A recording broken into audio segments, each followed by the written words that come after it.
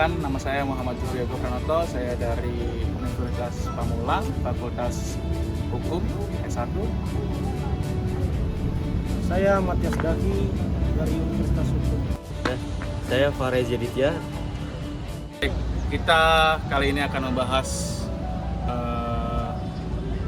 konsumen informat ya, atau informasi pelanggan, khususnya di kedokteran ya, dengan pendekatan interdisipliner baik dari mazhab positivisme maupun mazhab progresif. Kebetulan kita sudah hadir juga sebagai narasumber kita, Aldo Megaputra.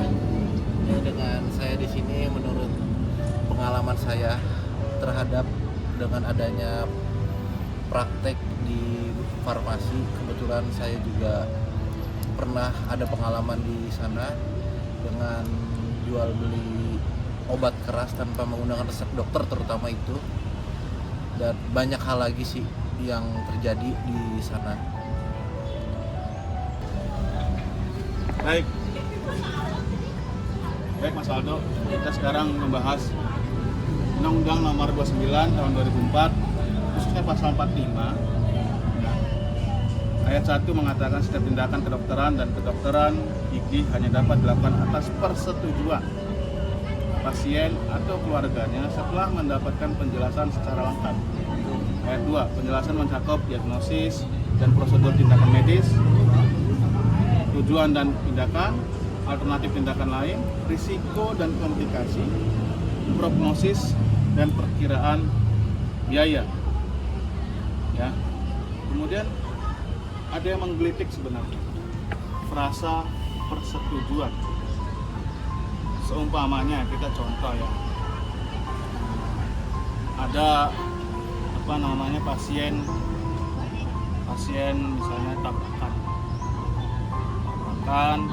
bawa ke IGD, ternyata harus dilakukan tindakan operasi ya, dan sementara yang mengantarkannya pun bukan keluarga. Artinya siapa yang menyatakan itu setuju? Apakah pasiennya sedang koma? Atau misalnya keluarga ini diminta persetujuan misalnya tindakan operasi. Kemudian keluarga juga nggak tahu gitu dampaknya seperti apa, karena melihat daripada keluarganya sedang kritis, jadi setuju aja. Nah, kemudian kita lanjut ya, bahwa di pasal 51-nya undang-undang yang sama itu menyebutkan bahwa dokter tidak dapat dituntut secara pidana jika melakukan tindakan medis sesuai dengan standar profesi dan tidak ada unsur kelalaian. Kita tahu bahwa kelalaian sendiri ada maksudnya, ada beberapa jenis. Ada pempalatan, satu lagi, kemudian ada kelalaian dengan kesadaran dan kelalaian pada maksudnya. Itu yang harus kita kaji sih sebenarnya. Bagaimana persetujuan ini? Apakah dimaksud dengan setuju ini siapa sih yang memberikan setuju?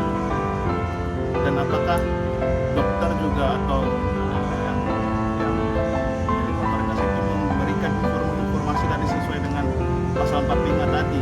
Saya rasa seperti apa? Silakan Mas sebagai pengalaman. Pengalaman saya ini, kalau saya pernah kerja di lapangan dulu, setahu saya ketika ada orang kecelakaan terus tiba-tiba masuk ke IGD dan diperiksa dulu oleh dokter terkait. Biasanya itu dokter umum. Nah, dokter umum ini nanti minta konsul lagi ke dokter spesialis. Entah itu dokter harus dioperasi, contohnya harus dioperasi tangannya atau di bedah atau tulangnya, itu nanti dia konsul dulu dokter umum ke dokter spesialis bedahnya, spesialis ortopedinya. Itu ditanyakan lagi, dok ini darurat, apakah boleh saya tindak atau saya jahit dulu, atau untuk sementara sambil nunggu dokter spesialisnya datang. Nah, menurut saya persetujuannya itu mungkin dari dokter spesialisnya, walaupun dari tindakan itu secara darurat ya, urgent namanya, darurat, urgent, tiba-tiba masuk ke IGD tanpa ada orang terdekat, mungkin orang yang kenal bisa, kalau udah darurat banget mungkin itu bisa jadi persetujuan. Nah kelak nanti mungkin tanggung jawab selanjutnya itu dari dokter umum diserah pindahkan ke dokter spesialisnya.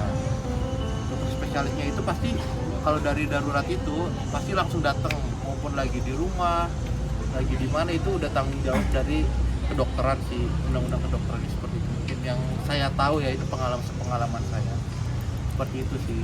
Kalau di pihak rumah sakitnya seperti itu strukturnya.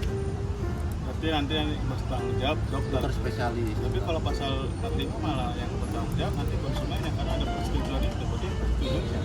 Nah, mungkin tentangan dong antara praktek dengan norma ya yang ada di norma positifnya.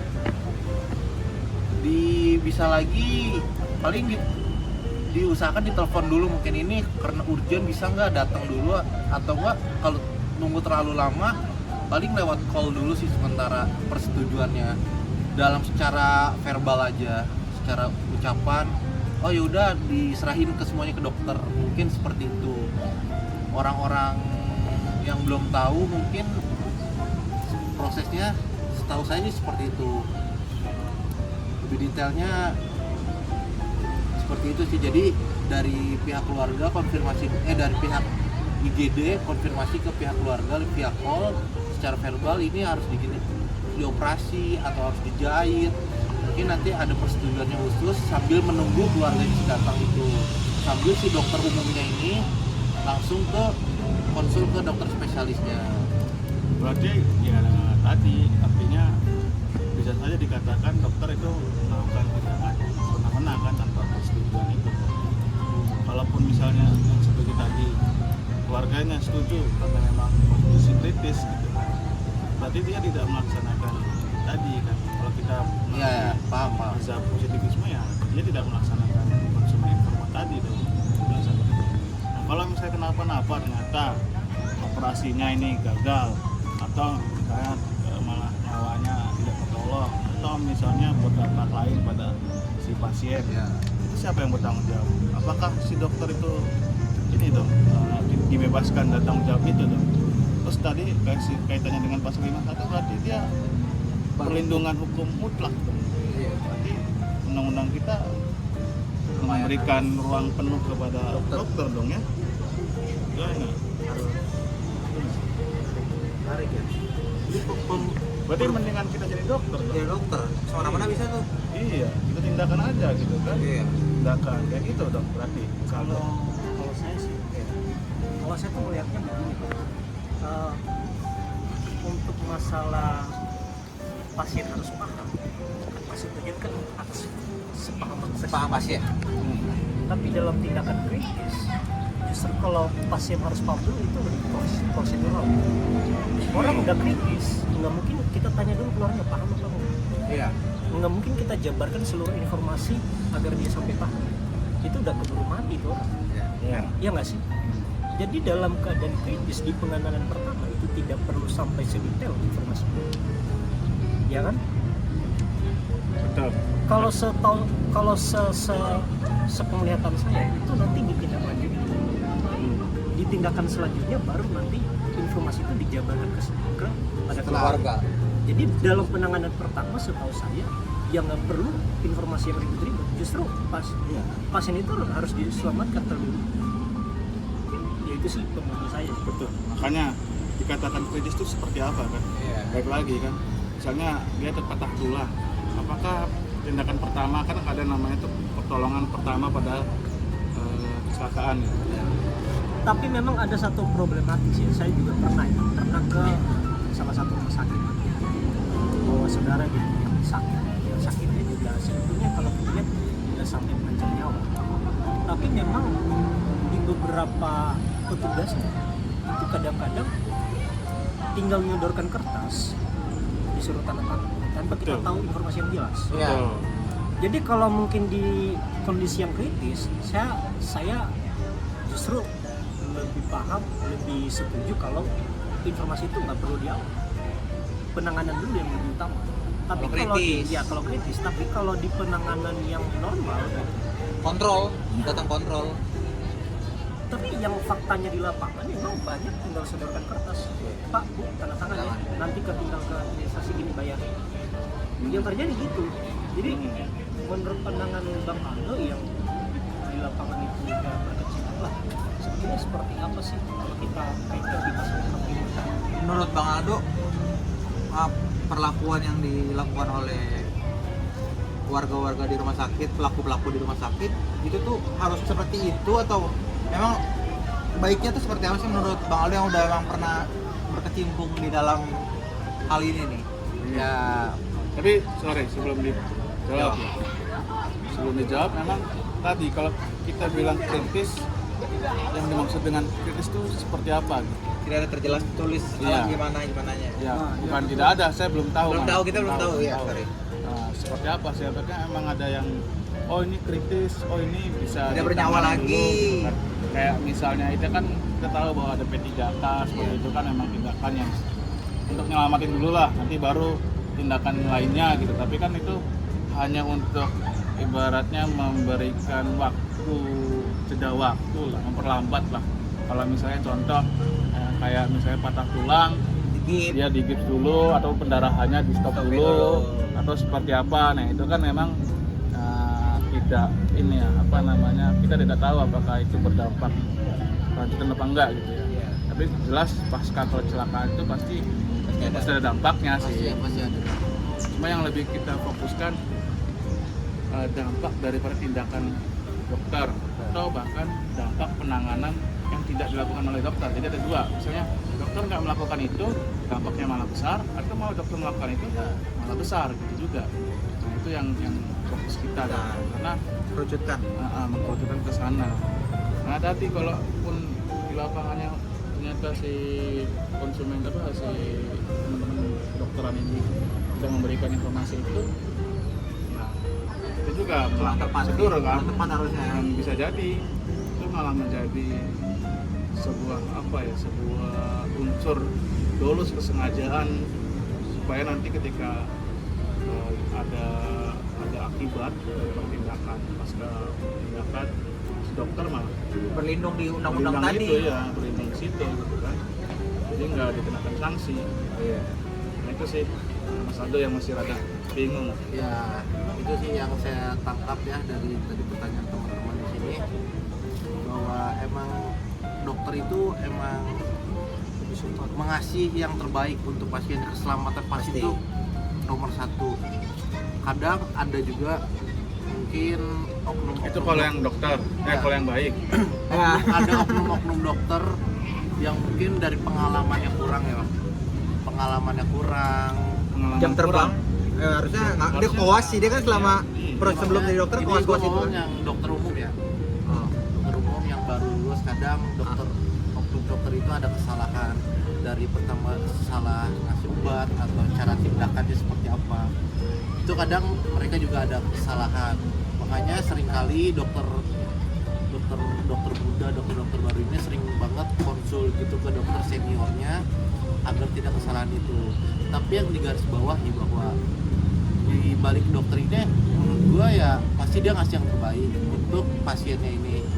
Tapi rata-rata yang gua dapat itu banyak kesalahannya. Terbaik dibandingkan. buat dokter apa buat pasien? Nah itu tuh. Terbaik buat pasiennya pasti kasih Buat yang rumah sakit terbaik. itu, kebanyakan sih kayak gitu tuh. Ya.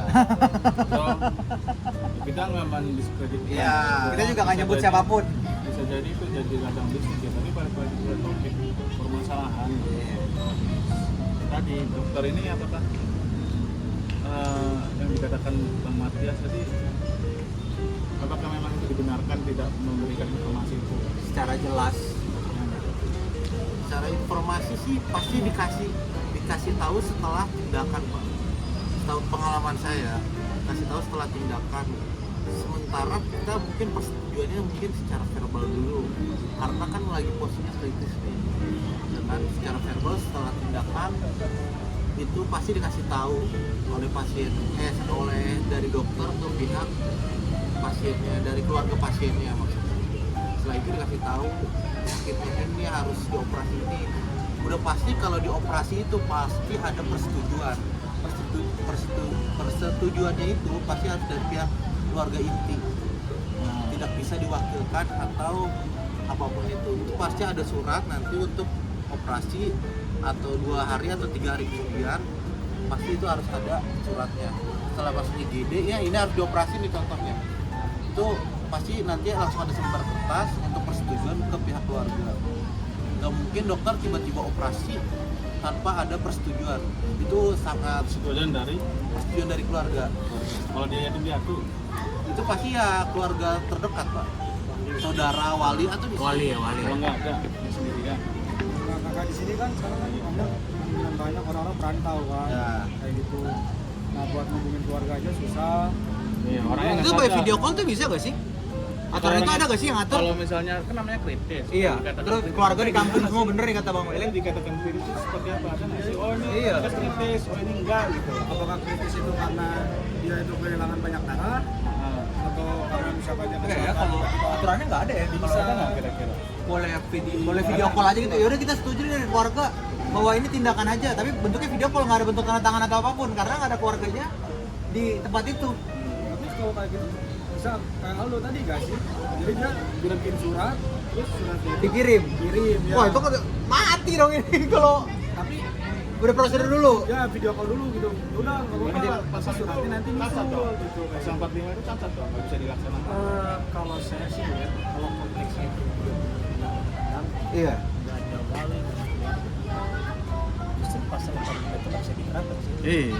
Dan itu sebenarnya Betul, bener masa- dong alasan-alasan masyarakat itu boleh dong beralasan seperti itu. Dan soalnya dalam- mungkin terjadi kan. Kalau dalam konteks itu kita terapkan pasal 45, justru kita lebih positif. Betul.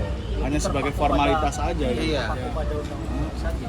Tapi undang-undang dihadapkan sama nyawa manusia. Kondisi manusia. Tentu lebih tinggi kondisi manusia. Betul. Iya. Lebih tinggi kemanusiaan dibanding undang-undang. Iya. Tapi memang ini menjadi problematika juga kalau misal dokter ini nggak ada pengalaman.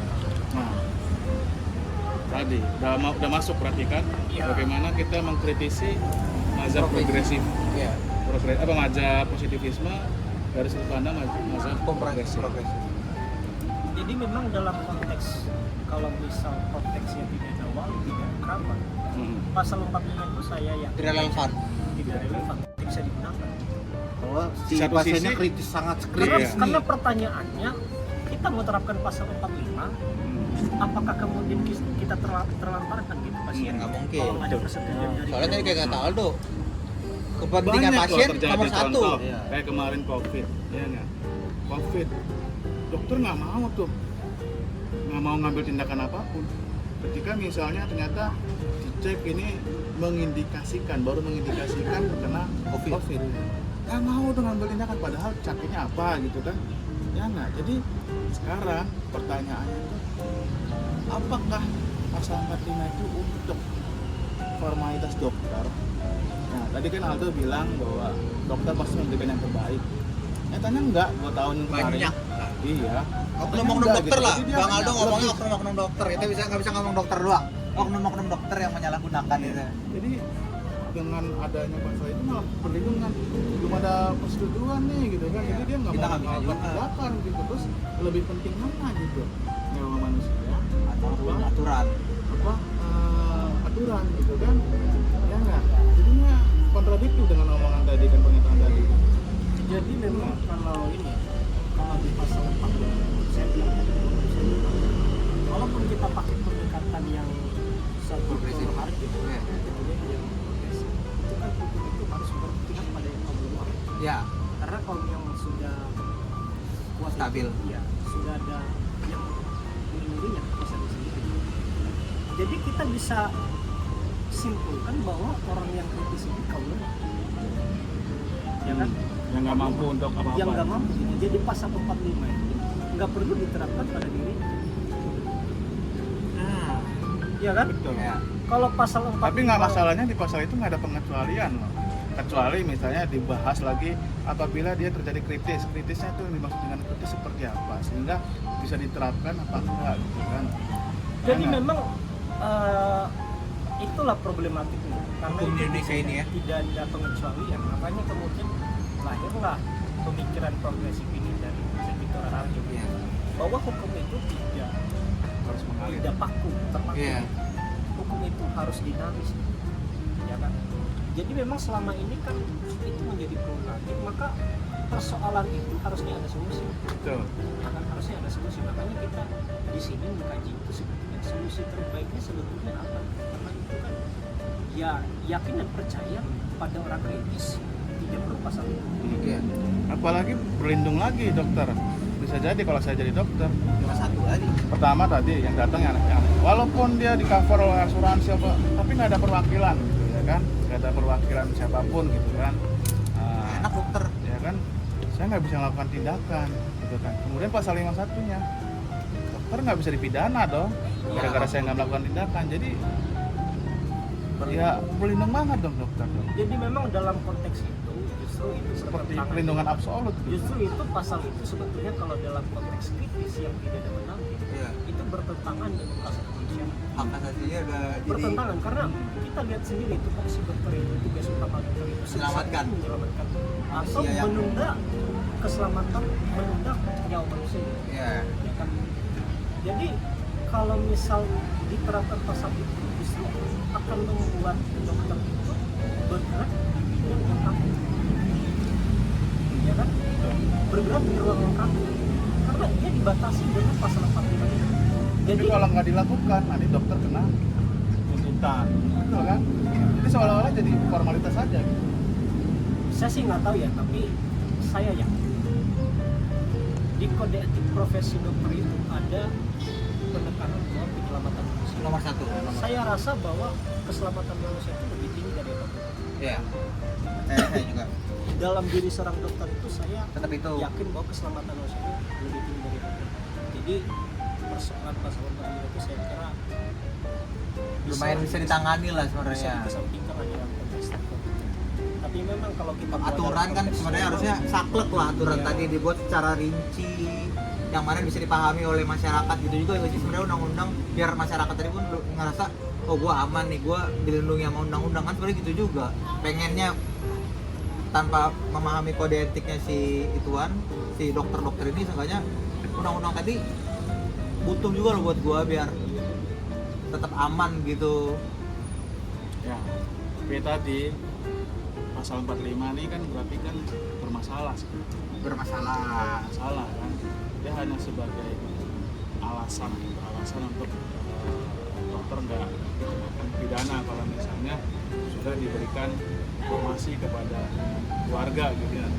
Sama kayak beberapa kasus yang sering terjadi kan kayak kasus-kasus rumah sakit nasional gitu kan, dia dituntut adanya malpraktek. Oh saya udah ngasih tahu loh gini. Oh saya sudah ngasih penjelasan loh ke keluarganya. Saya udah ngasih tahu implikasi dampaknya segala macam. Ya kan, jadi hanya sebatas gua untuk melindungi dokter harus ada ngasih penjelasan ini gitu kan.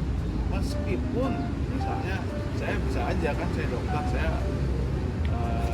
punya apa namanya, punya keadaan batin yang berbeda gitu. Saya yang penting saya gimana, saya lagi butuh duit nih, dalam duit saya lagi butuh duit besar gitu.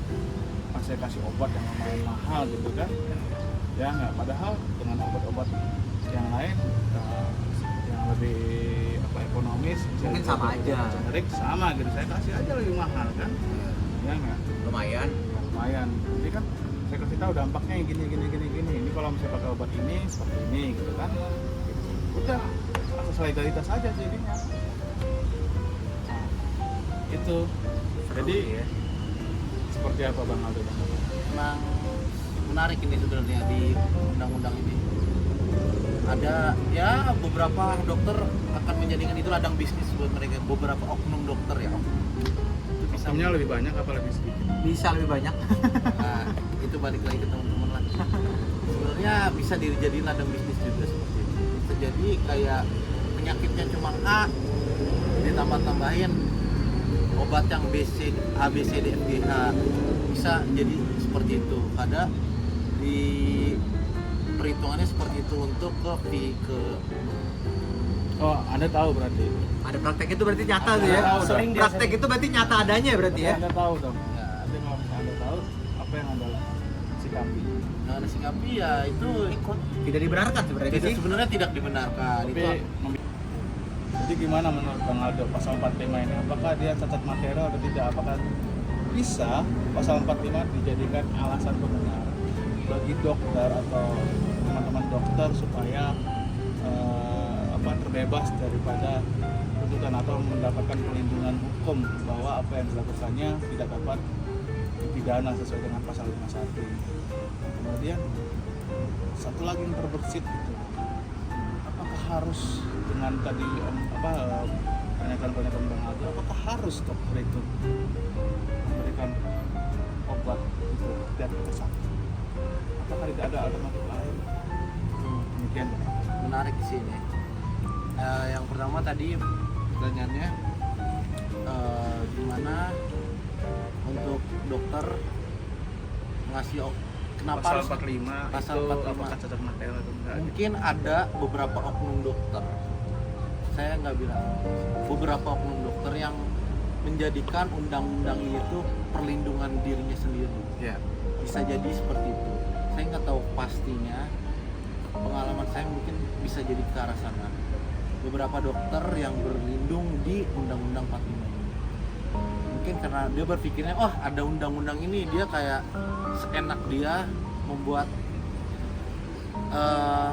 bikin peraturan semaunya dia, tindakan semau dia, obat-obatan semau dia.